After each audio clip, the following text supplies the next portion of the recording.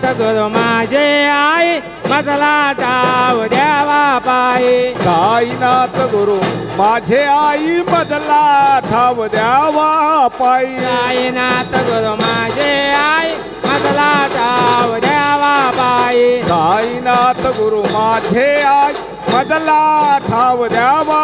पायी मजला ठाव द्यावा पायी मजला ठाव द्यावा पायी मजला ठाव द्यावा पायी मजला ठाव द्यावा पायी मजला ठाव द्यावा पायी मजला ठाव द्यावा पायी मजला ठाव द्यावा पायी